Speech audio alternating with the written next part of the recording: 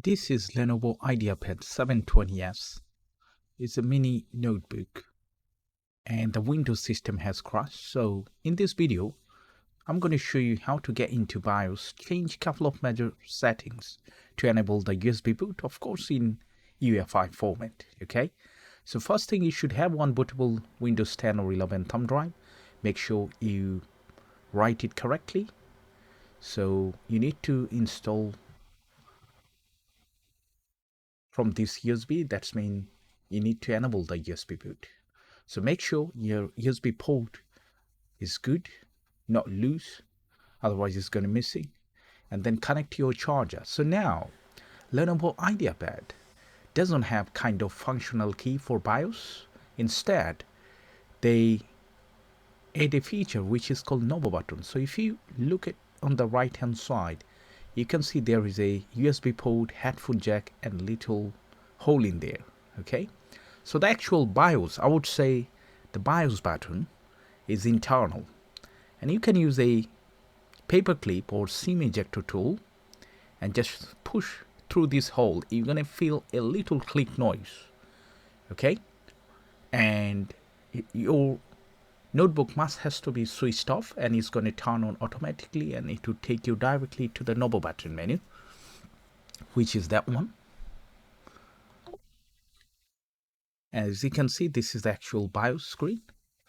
This section is information section. In that one, nothing to change. It's all about your BIOS configuration, model number, and stuff like that. So you're going to go to configuration. From here also, the setting has to be like that. Nothing to change in here. Okay, so copy that. And then if you go to security, we need to find the secure boot option, which is that one. For UEFI boot, the secure boot has to be enabled. UEFI enable, secure boot enable. Okay, by default that is enabled, but in case if it doesn't, then you must have to turn into enable. Okay, so it's done. Then we go to boot, and as you can see, the top option, it says UEFI. This is the boot type. Okay, there are two options available, one of them legacy support, another one UEFI.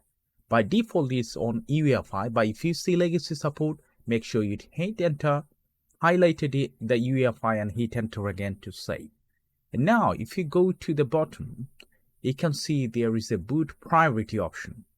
All right, so right now currently this is the internal SSD. It's the first choice, that's why it's on the top. And the second one is my bootable USB, which contain Windows 10 installer. So select it, press F6, is going to go to the top, and save these changes by pressing F10. This is quite normal, okay? And the system would restart, is going to load up from the USB, and we can see the setup page. So what we done at a glance, we went to the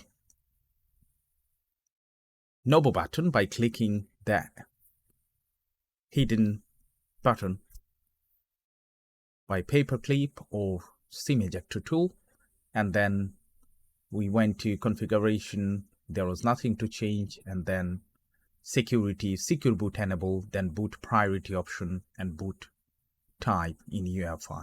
Okay, those are the settings that you need to change.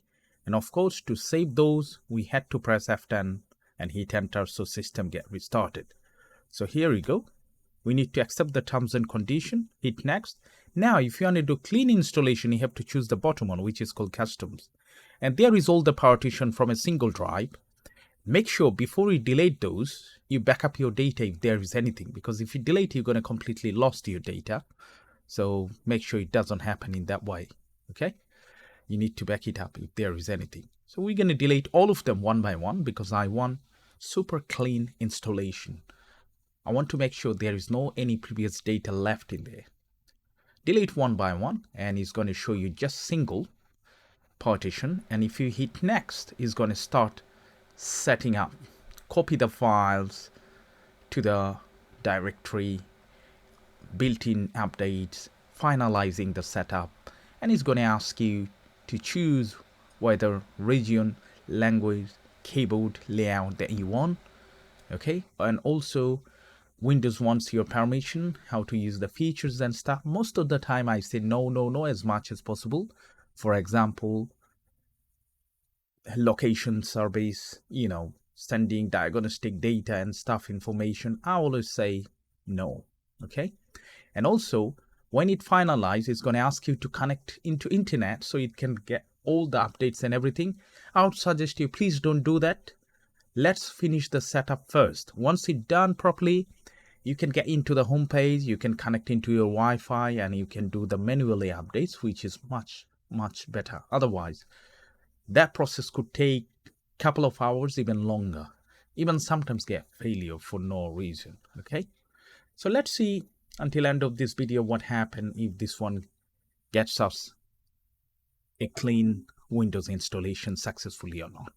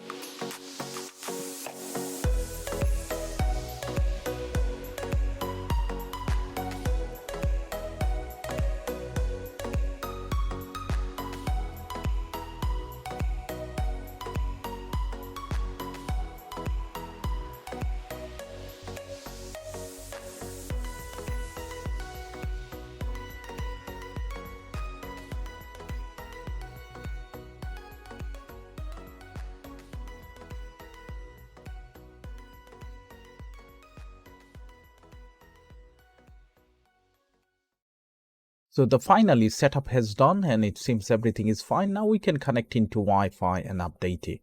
Okay, which is no matter. Thanks for watching. I hope I will see you in the next video. Bye for now.